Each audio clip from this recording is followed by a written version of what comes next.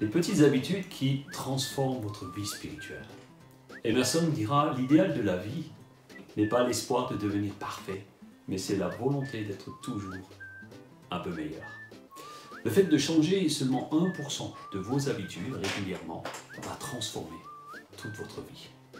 Bonjour, mon nom est Serge Abrèche et je suis un ancien chef d'entreprise, formateur en leadership spirituel et pasteur à Saint-Dié dans les Vosges. Ma mission est de vous inspirer pour impacter votre vie et celle de votre entourage. Je veux vous aider à grandir dans votre ministère afin de devenir la meilleure version de vous-même pour servir efficacement sur le chemin de votre destinée. Je veux vous aider à grandir dans votre vie personnelle, grandir dans votre vie de foi avec Dieu, grandir dans votre service aux autres, grandir dans votre ministère dans l'Église. Bienvenue sur cette chaîne YouTube. Si vous n'êtes pas encore abonné, je vous encourage à le faire et ne pas rater les prochains contenus. La semaine dernière, je vous ai montré une partie de mon rituel du matin et j'espère que cela vous aura inspiré pour vous lancer avec moi. Vous savez, les habitudes vous aident à gagner en efficacité, vous aident à gagner en confiance et vous donnent l'énergie pour accomplir votre mission et ainsi devenir une personne spirituellement et émotionnellement forte. Ce que nous voyons aujourd'hui, c'est comment déterminer et prendre de nouvelles habitudes sans que cela ne perturbe complètement votre fonctionnement. Ce n'est pas une chose facile. La première des choses est de ne pas se focaliser sur le résultat. Le résultat. La plupart des gens ratent leurs nouvelles habitudes parce qu'ils se focalisent sur le résultat. Si vous avez les yeux rivés constamment sur le résultat, vous risquez de vous décourager très vite. Les résultats ne sont que des indicateurs tardifs de vos habitudes. Qu'elles soient bonnes ou mauvaises, si vous ne prenez pas soin de votre corps, si vous ne prenez pas soin de votre âme, de votre esprit, un jour ou l'autre, vous le payerez. Si vous persistez à manger de la junk food en permanence, vous aurez des problèmes de santé et de surpoids, je vous le garantis. Le seul moyen de grandir et vivre avec une bonne image de soi, c'est celle que le Seigneur a voulu pour vous, c'est de prendre des habitudes journalières qui vont construire votre vie petit à petit. Un champion olympique doit attendre 4 ans avant d'espérer une médaille. Les Jeux Olympiques, c'est tous les 4 ans. Et pour le coup, en 2020, ça a été annulé pour cause de Covid-19 et cela prendra place en 2021. Donc les derniers attendront 5 ans et pour certains, eh bien, ce sera peut-être malheureusement trop tard. Si je vous donne cet exemple, c'est très simple, c'est parce qu'il est très démonstratif. L'exemple des athlètes est très démonstratif. D'abord, c'est une réalité physique et ensuite, l'apôtre Paul a utilisé cette métaphore plusieurs fois dans ses épîtres. Dans 1 Corinthiens 9, 24, il est dit « Ne savez-vous pas que ceux qui courent dans le stade courent tous, mais qu'un seul remporte le prix ?» Alors, courez de cette manière-là pour le remporter. La différence entre des athlètes qui courent pour un prix et nous, c'est que nous courons pour achever la course et pour obtenir le prix, la précieuse couronne de la présence de Dieu. Les athlètes, eux, courent pour une médaille temporaire. De plus, leur durée de pratique à haut niveau est extrêmement limitée en fonction des sports pratiqués, bien sûr, et ils le savent.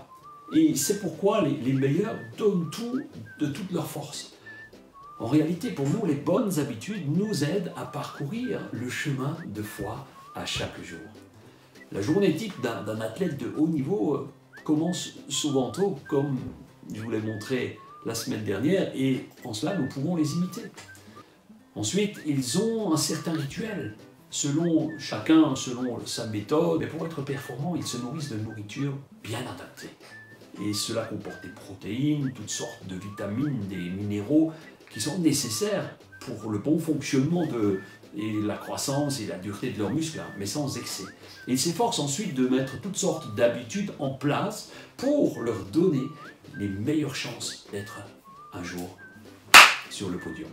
Alors, cette habitude, eh bien, ça finit à notre nourriture spirituelle. Si eux le pratiquent pour le corps, notre nourriture à nous, en tant que chrétiens, c'est la nourriture, c'est la parole de Dieu. Et un athlète, s'il veut être performant, ne se contente pas de manger un repas par semaine. Il mange tous les jours, n'est-ce pas? Ainsi, le chrétien ne peut pas se contenter du message du dimanche matin, parce que cela reviendrait à dire que tu ne manges finalement physiquement qu'une fois par semaine. La prière et la méditation de la parole nous donnent des muscles, nous fortifient, nous donnent confiance pour parcourir ce chemin vers la destinée que Dieu a prévue pour nous. Et la parole de Dieu et la prière ensemble nous enseignent, nous fortifient, nous corrigent et nous instruisent dans la justice afin que nous puissions accomplir les œuvres auxquelles nous sommes appelés. Prendre cette petite habitude, prière, lecture, enseignement de la Bible va changer vos journées, va changer votre mindset, votre manière de penser. Samuel Beckett dira, se donner du mal pour les petites choses, c'est parvenir aux grandes avec le temps. J'aime cette citation, je fais personnellement l'expérience et je vous y invite vraiment. Faites les mêmes expériences, faites ces expériences. Après, un temps de nourriture spirituelle, donc c'est bien d'entretenir aussi la mécanique. Et comme je le disais, l'apôtre Paul nous dit que nous sommes le temple du Saint-Esprit. Eh bien, nous devons aussi prendre soin de ce temple, de ce corps, pour être en pleine forme. Alors, après avoir bien mangé, les sportifs, que font-ils? Ils vont s'entraîner. Et en fait, il leur faut un bon mental et une bonne condition physique. Et je vois malheureusement trop de leaders, et notamment parmi les leaders spirituels ou des entreprises que je côtoie, qui n'ont pas le temps. Ils n'ont pas le temps de faire de l'exercice. Et je comprends. Beaucoup de gens sont dans le monde du travail, n'ont pas le temps. Mais c'est une grave erreur. Et je l'ai fait pendant des années. Je l'ai fait pendant des années. Faire un minimum de 30 minutes d'exercice par jour, pendant 5 jours, vous donnera de l'énergie, vous revigorera, vous donnera de l'enthousiasme pour toute la journée. Et je dois vous faire une confidence ici. Je n'ai jamais aimé faire du sport. Pourquoi? Eh bien, parce que c'est dur, parce que c'est fatigant, parce qu'on transpire, parce que parfois, quand on force un petit peu, on a des courbatures et on ne sait pas comment, peut-être faire. Mais moi, je ne suis pas là pour remplir votre panier d'excuses ici. Je suis certain que votre imagination dans ce domaine est largement assez fertile. Donc pour moi, ça a été très dur de me discipliner. Pourquoi? Eh bien, parce que le résultat, premièrement parce que je n'ai pas fait de sport pendant 50 ans. Et ensuite parce que, bien, si mon résultat, ce que je veux, c'est avoir un ventre plus plat ou un peu des biceps plus gros et être plus fin, eh bien, le résultat, il prend du temps à se voir. Donc j'ai commencé petit. Et j'aimerais vous dire, il n'est jamais trop tard pour corriger ces mauvaises habitudes de vie. La première chose, et la plus importante, c'est prendre la bonne décision. Vous devez d'abord vous poser la question, pourquoi est-ce que je prends l'habitude de me mettre au sport? Alors, prenez un stylo, du papier. C'est quoi ton objectif? Pourquoi est-ce que tu veux faire du sport? Tu peux te dire, bon ok, je veux mincir, je veux prendre du muscle. Alors, si c'est le cas, dis ok, combien de kilos, combien de centimètres? Je l'écris. Et je sais, après, à quelle date est-ce que je veux arriver à cette réponse, à cette récompense? Parce qu'ici, on parle de récompense. Je fais un effort pour une récompense. Tu vas au travail pour un salaire. Le travail est une contrainte, eh bien, mais la récompense au bout, c'est que tu vas pouvoir t'offrir des choses, que tu vas pouvoir vivre, payer tes factures. Alors, la question suivante, c'est je me mets au sport, je commence quand? Je commence quand? Bien choisir son moment, ne pas se mettre sous stress. Vous savez, ne dites pas je vais commencer mon sport le 24 décembre, parce que tu ne le feras pas. Donc, il faut bien choisir son moment. Ensuite, eh bien, il faut aussi se dire que lorsque tu as fixé ta date de départ et la date d'arrivée, tu vas devoir souffrir un peu pendant quelques semaines pour avoir tel ou tel résultat. Peut-être gagner une de taille de pantalon, réduire. C'est une question de santé pour toi. Peut-être tu as du diabète, tu as besoin de réduire, peut-être tu as du cholestérol, peut-être tout simplement tu veux te sentir mieux. Et je vais vous donner un petit conseil. Lorsque vous commencez un objectif, peu importe, une nouvelle habitude, des objectifs trop ambitieux vont ruiner votre réussite. Donc faites très attention avec ça. Commencez petit. C'est une règle indispensable, valable dans tous les domaines de votre vie. Il y a quelques semaines, j'ai réentrepris, je dis réentrepris parce que je l'avais déjà fait, d'apprendre des versets bibliques par cœur. Et je le fais en 2 langues, en français et en anglais. Ça me motive parce qu'en même temps, j'apprends l'anglais et en même temps, j'apprends les versets de la Bible. La question que je me posais quand j'ai commencé ça, c'était combien vais-je faire par jour? Combien vais-je apprendre de versets nouveaux par jour? Et la réponse, elle était assez rapide, parce qu'il a fallu que je me mette dans mon agenda, qui est déjà passablement chargé. Et donc j'ai pris mon agenda et j'ai regardé, oula. Et j'ai donc pris la décision, sage, d'en apprendre 1 par semaine. Me connaissant avec ma soif d'aller toujours plus loin, trop vite et très loin, je me serais auto-frustré en n'apprenant qu'un seul verset par semaine. Mais c'était la voie de la sagesse. Parce que si je m'étais fixé un verset par jour pendant 5 jours, par exemple, je me serais découragé au bout du 4e jour, je le sais. Parce que même si j'ai toute la bonne volonté, toute la mémoire et tout ce que je peux vouloir, eh bien il faut que je tienne compte des autres paramètres de mon environnement.